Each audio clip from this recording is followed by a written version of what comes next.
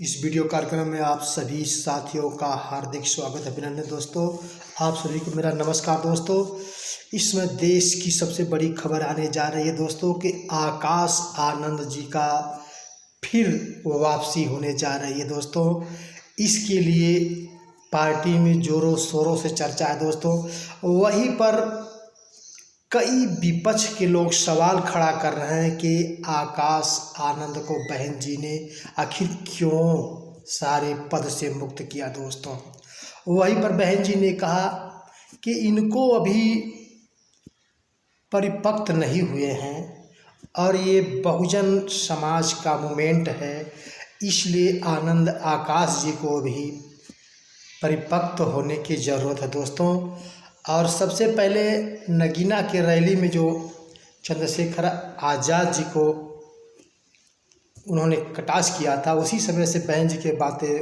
वो हो रही थी। और ये सीतापुर के रैली से चप्पल जूता से मारो, आतंकवादी जैसे शब्दों का उन्होंने इस्तेमाल किया और ये बहन जी को अच्छा नहीं लगा, उन्होंने सारे पद से मुक्त कर दिया। और कितने लोग जो बहुजन समाज के बुद्धिजीवी वर्ग के लोग हैं, उन्होंने कहा कि आनंद आकाश जी को बहन जी ने बचा लिया।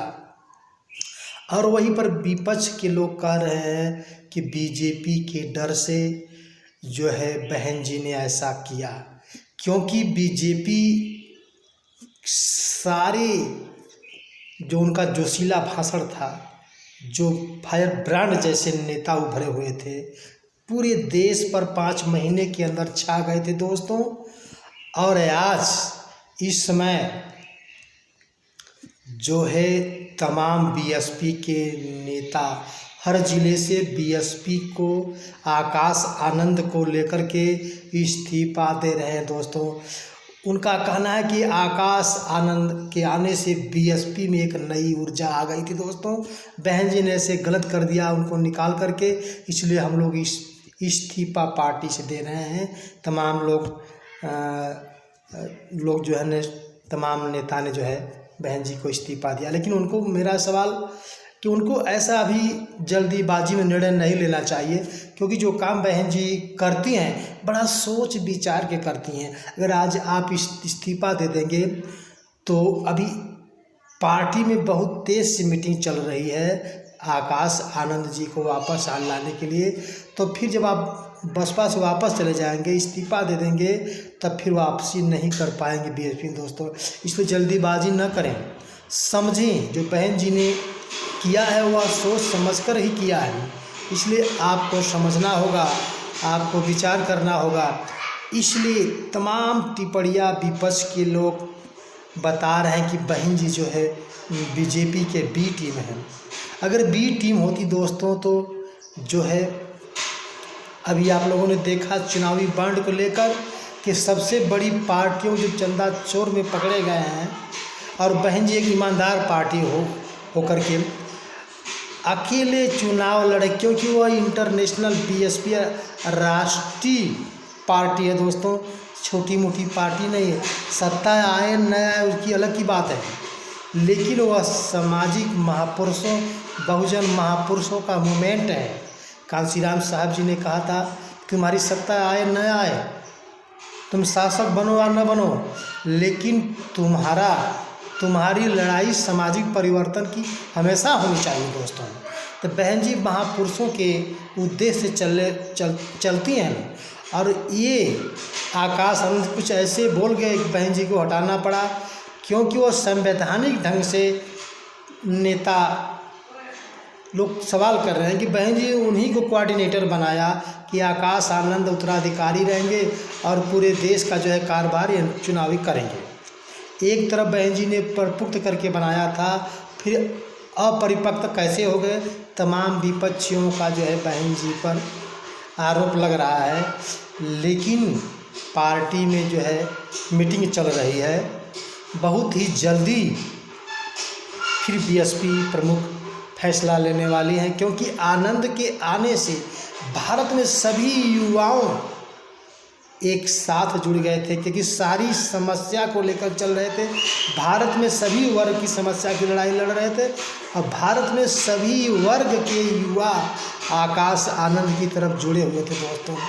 इसलिए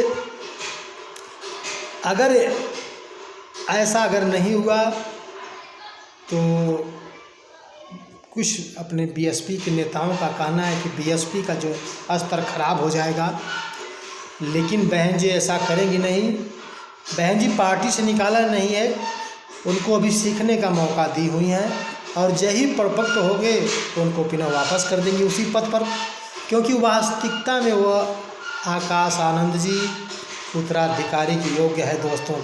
उन्होंने सही बात इस देश की सभी समस्याओं की बात, शिक्षा संबंधी बात, रोजगार संबंधी बात, महंगाई संबंधी बात किया, कोई गलती बात नहीं कहा।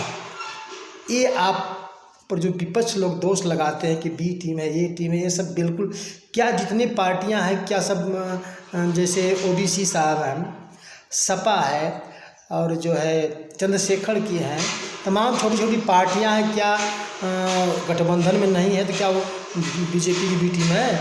ऐसा कहना ठीक नहीं है, क्योंकि यह राष्ट्रीय पार्टी है, वो अपने दम पर अकेले चुनाव लड़ सकती है और एकदम साफ सुथरा पार्टी है, चंदा चोर पार्टी नहीं दोस्तों।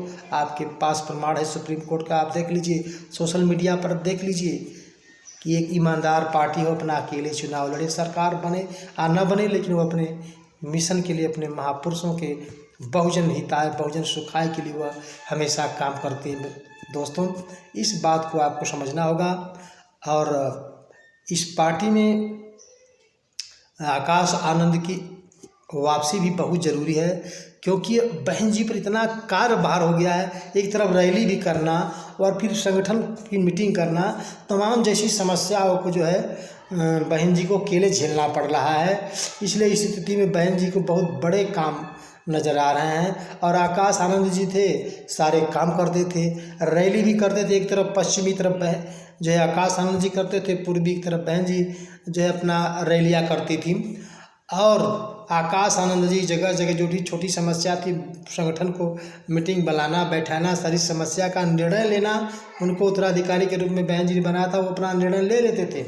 लेकिन अब सारे काम बहन जी पर अकेले पड़ रहा है और इस तरफ संगठन में भी काफ़ी चर्चा जोरों शोरों से चल रही है कि आकाश आनंद को जो है बहुत जल्द जो है वापसी कर देना चाहिए, ताकि जो युवाओं, जो अधिक से अधिक इस देश के युवा उनके साथ जुड़ रहे थे और उनका झुकाव टूट जाएगा और इसके लिए बीएसपी को बहुत घाटा होना जाएगा दोस्तों, बहुत घाटा हो जाएगा।